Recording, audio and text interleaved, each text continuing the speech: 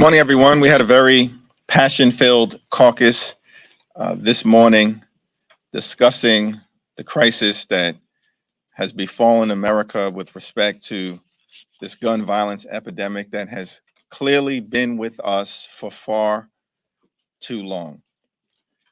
And it's past time that the Congress, particularly the Senate, that the Congress act to crush this gun violence epidemic here in America, a gun violence epidemic that should shock the conscience and has devastated children, lives, families, and communities over and over and over again. We can either respond or we can ignore the crisis and act as if everything is okay. House Democrats are going to respond, as we've consistently done, with the fierce urgency of now. It's unacceptable that in the United States of America, gun violence is the leading cause of death for children. That's unacceptable. Why do we have 4% of the world's population, more than 40% of the world's guns, the only developed nation in the world that has more guns than people? Isn't it reasonable to do everything that we can to make sure that those guns don't fall into the hands of individuals intent on inflicting carnage on children, communities, families, loved ones, for the people of the United States of America? Shouldn't we do everything possible to stop the carnage? That's exactly what House Democrats are going to do today.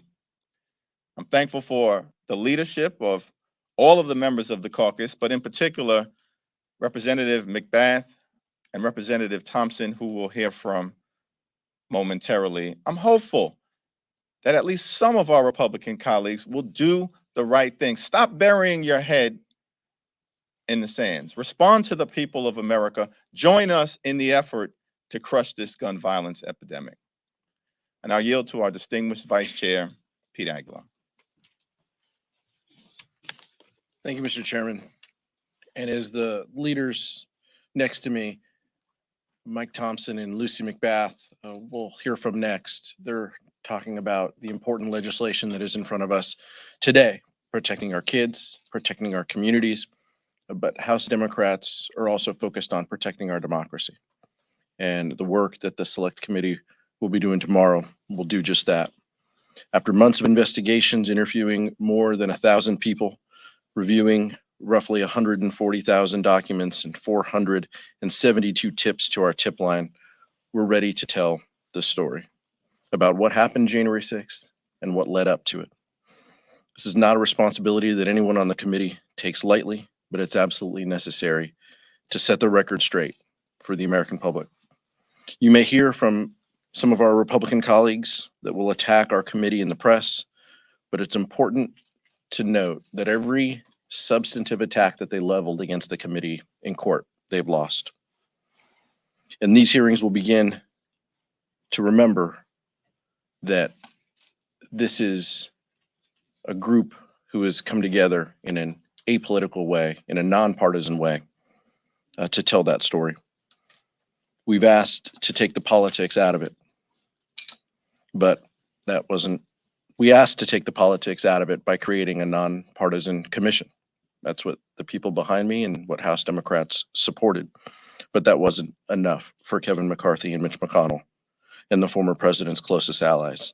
So these hearings will be a chance for the country to come together, to rally around the truth and unite around the rule of law.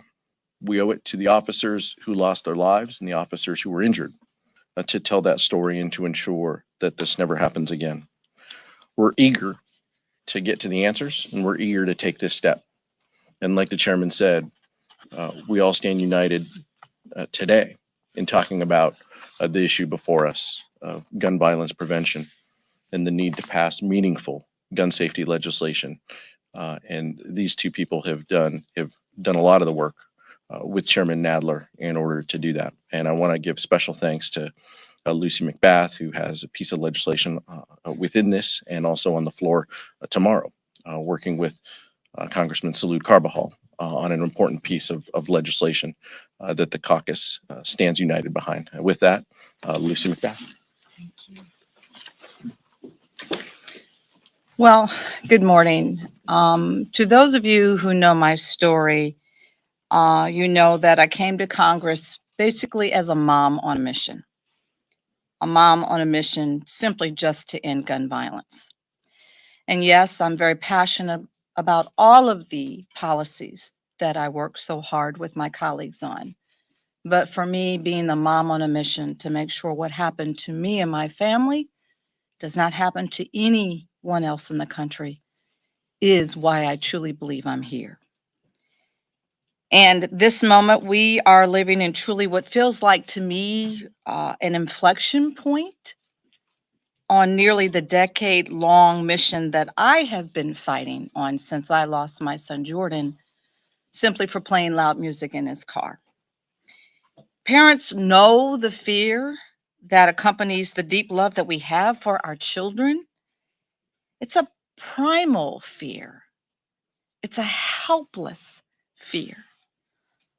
A love so deep that we worry every single day, where's my child? What are they doing? Are they safe? Are they okay? And over the last few weeks, parents across the United States of America have watched helplessly as mothers and fathers at Uvalde were asked to do the unthinkable, to submit DNA tests to seek a match with their children whose precious bodies were maimed beyond recognition.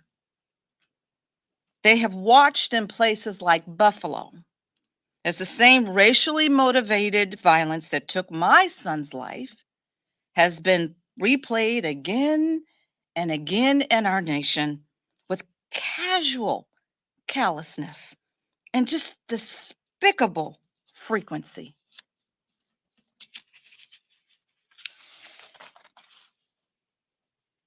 I want to ask America, and I want to ask everyone in this room, is this an acceptable price to pay for a culture of access to guns everywhere? Unfettered access? Is this truly what our founding fathers envisioned for our nation? I would say not. That the lives of children are worth unfettered access to weapons of war on our streets? We can do better than this.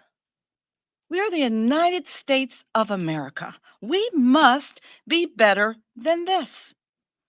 We cannot be the only nation in the developed world where our children are torn apart on Tuesday and their deaths are gone from the news cycle by Wednesday. That is why I am so grateful for this leadership and for our caucus in working to get my red flag bill and all of our bills, this phenomenal package that will save lives, to the floor this week. Over the coming days, I look forward to the passage of not only my bill, but all these bills and any legislation that addresses gun violence prevention. Because we have solutions that the majority of Americans accept and agree upon. They believe in these solutions. They are common sense solutions and compromises that will keep Americans alive. We have the opportunity right now as a nation to fully do what is right. We have the opportunity right now to address, as it was expressed, the carnage of gun violence in America. Because this is the time. Right now, this is the moment.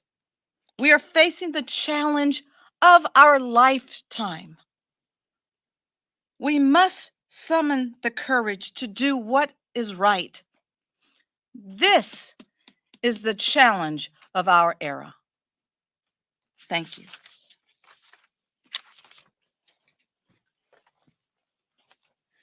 Let me now introduce the chair of the Gun Violence Prevention Task Force, Mike Thompson.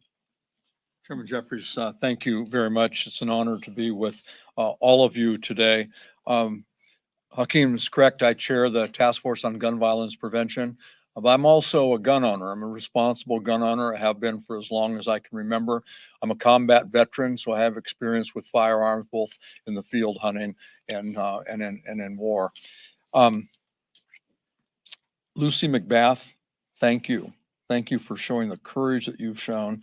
I don't think there's anyone here who can even imagine what type of courage you muster every day to get up and to fight this fight and try to make sure other parents, other moms don't experience the tragedy that you experience. You think about that. That takes a lot of courage. And we have people saying we need to have the courage to vote this package of bills out or pass this bill or that bill. It doesn't take any courage. That requires us to do our job. Now, I can't imagine that my district is much different than any other district across this country. And I hear every time I'm home, I hear from kids who tell me they're afraid. They're afraid that their classroom or their school may be the next one. Last week, I had a newspaper reporter tell me she wished that we'd go back into COVID lockdown so she wouldn't have to send her child to school because she was so fearful and her child was so fearful of all of the gun violence that's taking place right now. I had a friend of mine who lost his daughter in gun violence, call me to tell me that if any of the Uvalde parents would like to talk to parents who've lost kids, that he and his wife would be available to talk to them. 15 minutes later, he called me back and he said his teenager overheard the conversation. And his teenager wanted him to call me back and say if there were any brothers or sisters who lost siblings, that their teenager would be willing to talk to them. I can't believe we've gone here. This is a dark place. And there's things that we can do to fix it. There's no one bill, there's no package of bills that's going to stop gun violence in every corner of the country. But the package that we're going to put on the floor today and Lucy's red flag bill, I guess tomorrow, will save lives. We know that they will save lives. Every bill in that package will save lives. And we should pass that, and it should be passed with strong bipartisan support. There's no excuse. There's no excuse to be against the safe storage of firearms. There's no excuse to be against gun trafficking and straw purchasing. Any one of our colleagues that gets up on the floor and tries to dream up some excuse, they are so off the mark, it is unbelievable. Every bill will save lives. Every bill should pass with bipartisan support. Anybody who tells you that 15 rounds in a magazine isn't enough for them to defend their family and their home, I would suggest they shouldn't be at home. They should be in a witness protection program somewhere. This is insanity. These arguments that we're hearing about this good package of gun violence prevention legislation. Thank you, Mike, and thank you, Lucy, for your powerful, principled, and passionate leadership at this moment on such an incredibly important issue. Questions? How confident are you that House Democrats will have enough votes for a potential Senate compromise on gun legislation if it's not up to your standards of what you're working on and passing today? Well, I'm very confident in our ability to make sure that we are continuing to lead the effort to pass meaningful gun violence prevention legislation. And what's in front of us today and tomorrow are a series of bills that, as Chairman Thompson indicated, will save lives and make a difference. Because the Senate hasn't put anything forward for us to take a look at, it's speculative to comment on anything that they may come up with, but we're hopeful that they come up with something meaningful. I have a question for Vice Chair Aguilar. Based on, of course, the fact that the hearings are starting tomorrow, will go throughout the month. I think for many of the people who might watch them and take in the things that you're going to present, their next question might be, okay, what now? Based on what you know you're going to present and what you already know from all of these testimonies and witnesses, do you think that there is enough there to move on a criminal referral against former President Donald Trump? That's not the task before the committee. So the task before the committee is to tell the truth and to find out what happened on January 6th. One level of accountability is in doing that work. There are other levels of accountability that are the Department of Justice's responsibility. Our job isn't to do that job. Our job in front of us is to tell this story. We plan on doing that through these hearings and then ultimately in a report that we publish. So that's the focus of where we're at and what we're sticking to. But that might be the focus, but I mean, people are going to draw conclusions from these testimonies, from these hearings, and certainly from that report. Do you think that that's a question that they might ask themselves about the role of the former president and whether or not he should face any backlash for what he did on that day? It's a fair question to ask, and we're going to lay out the evidence, and we're going to lay out the information that is before us, and allow people to ask that question and to form their own opinions. But that's the task before the committee, and then ultimately to produce a report. The level of accountability is on the Department of Justice. Can we go back to the other side? Chairman Jeffries or Vice Chair Aguilar, aside from the question of legal ramifications, do you see the potential for the hearings to create political ramifications, possibly making January 6th more of a prominent midterm issue, something that you're going to hold against Republican candidates? This is not a midterm issue. This is not a political issue. It's an issue about the integrity and sanctity of our democracy. And the charge for the January 6th committee from the very beginning has been simple: uncover the truth, the whole truth, nothing but the truth, present it to the American people, tell the American people what happened, why it happened, and how do we prevent this type of violent insurrection and attack on our democracy from ever happening again. So do you think this will have an impact on voters, on how they see the election? The committee, as Vice Chair Aguilar has indicated, is going to present the truth to the American people, give them the ability to form their opinions about how do we prevent this type of attack from ever occurring again. What's your opinion? Was it a conspiracy? I'm awaiting the information that will be presented by the January 6th committee. You, thanks. For Representative McBath, sorry. Lucy? Sorry, I didn't mean to catch you as you left. So it seems like in the Senate, they're leaning more towards encouraging states to adopt red flag laws rather than encouraging federal red flag laws. If that were the compromise that were acceptable in the Senate, would that then be acceptable to you to have solely legislation that incentivizes states to pick up red flag laws rather than federal? Thank you. That's a great question. And we're looking at the most comprehensive ways to save as many lives as we can. And so making sure that we're ensuring states the ability to be able to have incentives to adopt their own red flag laws that was an executive order that President Biden put in place last year. Anyway, any movement is positive movement. We will accept any positive movement because we know there's not just one particular way, one particular piece of policy that's going to make a dent in the extremist gun culture that we're living in.